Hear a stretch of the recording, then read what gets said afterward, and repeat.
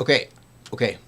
I just was outside hollering, screaming, jumping for joy because I made a connection. I had a brainstorm. I figured something out. It's been over in my mind the past couple of days, but it just solidified, it crystallized. I'm telling you, the subconscious mind knows. You just have to have faith in it. It will deliver the answer. One of the things, by the way, hello and thank you for coming back to my channel and my insanity and trying to figure out my psychopathic parents and the whole story behind my life. Okay, listen to this. One of the weak points in the story that I was not sure of, and I've mentioned every time I come up to this, I leave several options. Was that how was what happened the first time? How did my brother come out? Well, first of all, I want to tell you something. Thank God I remember two things, or else I would think my father was only trying to molest me. One I remember is my father licking my brother all over his face, and of course, I thought he was just playing around, but I didn't like it, and I screamed and yelled whenever he would try to do it to me. And my father made fun of me my whole life because I used the word grossitating. I said, that's grossitating. And throughout my whole life, to my very last days, he would say, "Oh, Neil, it's grossitating," eh? When I would think something was gross. So, so I know my father was definitely onto my brother. Had I not remembered that one flash near the stairs, I would not be sure. I would not be sure. Of course, I'd be pretty sure because my brother told me that. He basically told me, but the way he told me, it could have been that it was only me my father was after. But the fact that he took my brother alone for the first few years of our life and always left me with my mother and would fight to keep my brother alone, basically solidified it. But I did not know when it all came to the surface. I was like, what happened? Remember, many times I talked about this. I said, I don't know if it was the school or it was the police or it was a teacher. Who's actually responsible? What happened to break the first time? Because, if my mother and father kept it from me and my brother kept it from me, they would have kept it from my brother. So obviously my brother had to find out. And yet my brother had narcissism, right? So why would he tell his teacher? He was a young child. He had a secret. And he kept secrets, to the very end. He was very protective, right? He didn't have narcissistic personality disorder, but he had narcissistic traits, very defensive. So he wasn't candid the way I am. So I could not really identify what happened. Damn it. I figured it out. I figured it out over the past couple of days. And it's just disgusting and sickening and makes the whole story even sadder for my brother. It's horrible. Get ready for this. Okay. Growing up. Not even. I was barely growing up. I was tiny, maybe up to 5, right? My brother was 2 years older, 2.5. So he was 7.5, 8. And what I remembered a little while back, a couple of days ago, actually not too long ago back, is that my brother was a he used to go to something called the Maccabea Games, which is basically the Olympics, little mini Olympics for all the Jewish schools in the city. So there were a couple of hundred kids there, and my brother was a runner. He would participate in speed running, whatever it is, the sprinting, and he was pretty good. Usually, you get first.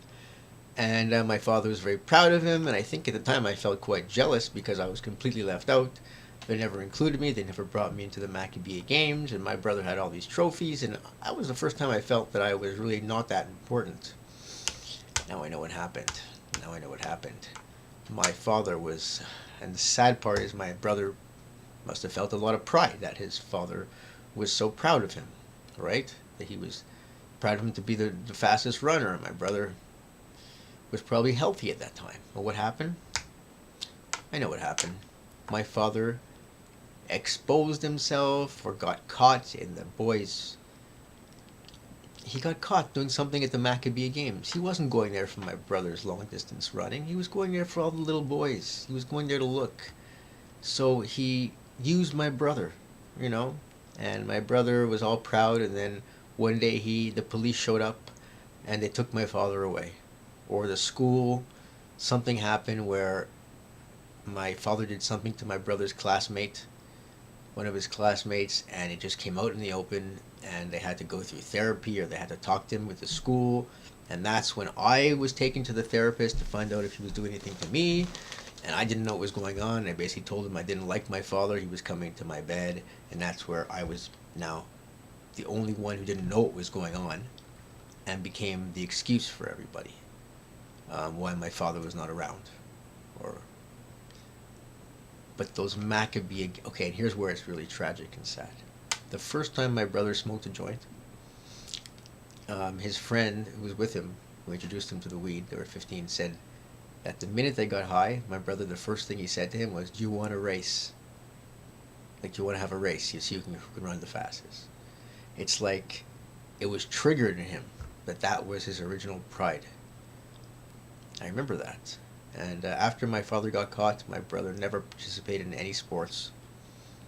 And that was really the end of the family because, well, the school knew, a lot of my brother's friends probably knew, my brother knew, my mother knew, the police knew that my father was a pedophile, and he was a child molester, and he was a predator. And something that I realized today, actually, just a couple hours ago, was that I've told my parents, I was outside doing my can business, and it was a great day. It was everything's great. And I was thinking about how the only reason why I used to really like to go to work when I worked in an office or at a company in a situation where I had to go on site was really to look at the girls and talk to the girls. That was the whole fun. Otherwise, I'd much rather be in my house, right? Or be working with some dude in their house, or in a coffee shop. But why would I want to be enclosed in an office, with a bunch of cubicles, unless there were some pretty cute chicks around, or at least some nice women to kind of flirt with? And for me, that was really all it was all about. The money was secondary. The money I could have made, elsewhere. So why would I go and lock myself in an office for so many hours a day? And that was really the only reason, and it really kept me going back most of the places. And I think it's usually when the women ran out and they started to hire too many men that I would leave. But now I realize that it's like a genetic thing, because my father, he was conducting business overseas when I was younger. He was involved in the seafood industry, but really what it was all about for him was getting out and looking for boys. Just like for me, going out into the workforce is all about looking for women, my age, but my father had a much, it wasn't healthy, we'll say. And something else I'm going to say is that I don't think my father was, I don't think he was necessarily evil. I think he was just a psychopath who could not, and he's still alive, so I think what he is, or what he was, I think he's changed, or he's gotten a hold of his impulses. He once told me that his only big problem was he has no discipline. He can't control himself. And I didn't know what he meant. But now I know. I think it means in a lot of things, not just within the sexual realm. But, I'm beginning to think, I used to read people who declared themselves psychopaths and said, hey, we're not all that bad, we're not all that evil. And I used to think, yeah, right, because I knew my ex-girlfriend who was quite evil.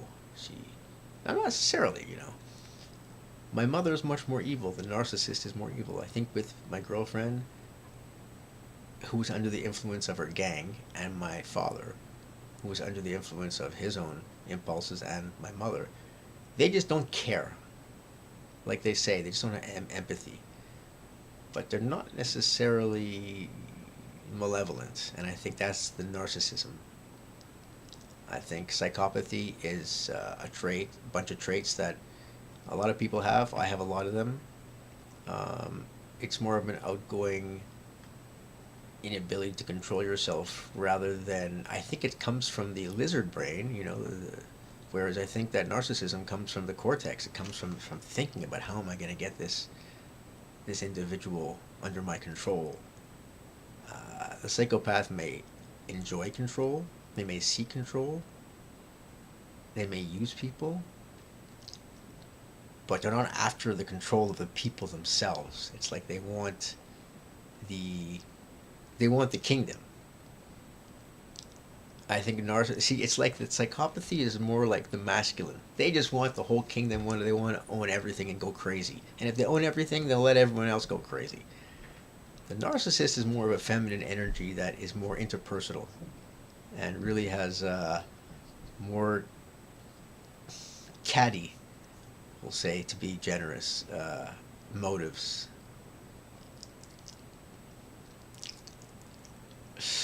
Anyways, but that Maccabea Games, I just thought about it. I had to run in to record it. I've totally forgotten about it. It was a huge part of my toddler life. Maccabea Games, Maccabea. All I would hear is, man, my brother would practice. Yeah, and now I know that my father likes little boys. It just, and that's why I remember once asking them, am I going to go in them, or is Stuart going to the Maccabea Games? And my mother went, there's no more Maccabea Games. My mother gave away a lot, because I'm able to remember it and look back. She gave away a lot in the way she answered me, because at the time she was, I believe, out of control with anger and disappointment, and she let it all out. And I think way at the end what happened, sadly, is that my mother, she gave up a lot for my father, for her cocaine addiction, for her kids, but she never, I don't think she ever found a real love. And I have a feeling that what happened is when my father went to prison, which is about 15 years ago, and when he came out and moved back to our city, I think he may have been a different person. He probably had therapy in prison. He was locked in with guys who were probably a lot smarter than him and were more emotionally regulated than he was. Um,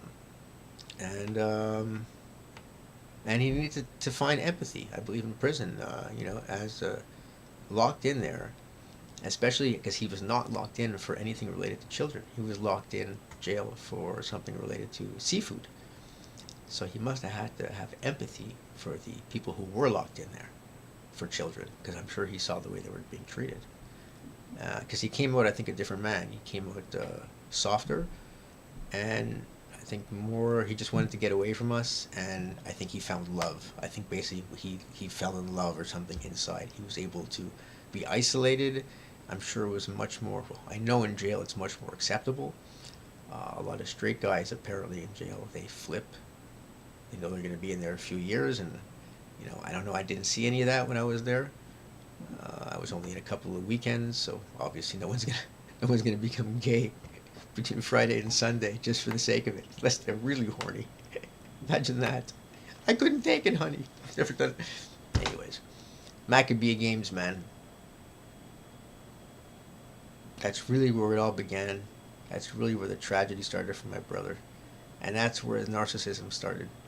Because up to that point, he felt at the top of the world, that his father loved him and respected him. I was going to the games for him. And one day at those games, he had to find out that his father was there for the other boys for sick reasons. He didn't care about my brother. And then my brother was no longer allowed to go to those Maccabea Games. He probably didn't want to go. And his dreams of athletics crumbled. And that's where they convinced him that my father was, something about my brother was going to be a doctor, because my father was trying to teach him about the body. And then my brother was going to be a doctor, and they're going to tell everyone that I'm working with my father, because my father can't be around children. So they excluded me from a whole bunch, half my family, all the events, told them stories. I didn't know. I thought my mother just didn't see her side of the family anymore. But now I realize she was seeing them for years, and never with me. She threw me under the bus. I guess she was angry at me, because I have a feeling, had I gone to the psychiatrist and I had not mentioned that I did not like my father coming to me in the middle of the night to my bed, that nothing would have happened, and they wouldn't have been scapegoating me, because they wouldn't have been angry at me. I mean, I have a feeling all three of them, back then, I didn't know what was going on. They all turned on me. I mean, my question is, why didn't they coach me before I went in to see the child psychologist? Well, that's because they're just narcissists and they're psychopaths and they're not that smart. especially my father, would never understand how to train me and tell me what to say. He would threaten me. Maybe he did threaten me. You better tell him this. And when he would threaten me, right over my head. Didn't listen to him. Only I listened to my mother. Had my mother told me. Maybe my mother was concerned for us at the time. Maybe my mother saw it as a way of her getting control of the family fortunes. Just a really crazy story. Anyways, the Maccabee Games.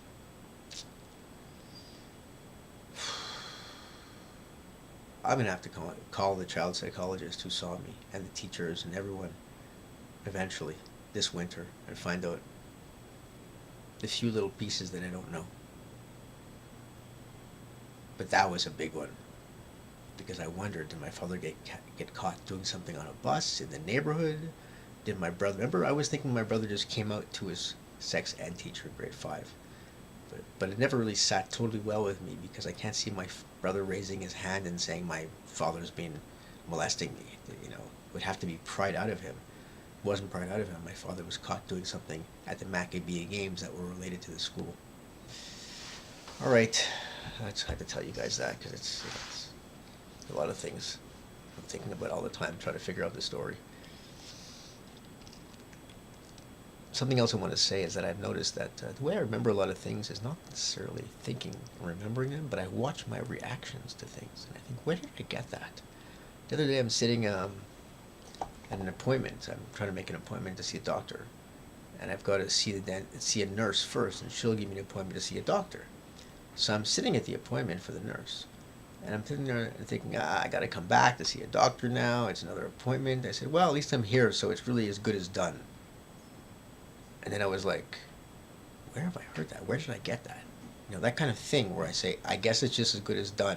That's like a line, it's like a program in me. It's a phrase that I've repeated a million times.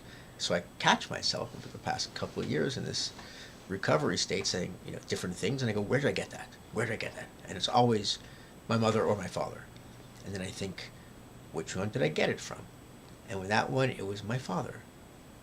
You started, it's as good as done. That's what a psychopath's all about. Anyways, I realized at that moment, no, man, it's not as good as done. You only just got to the appointment. It's as good as done when it's done, man. Don't listen to your father.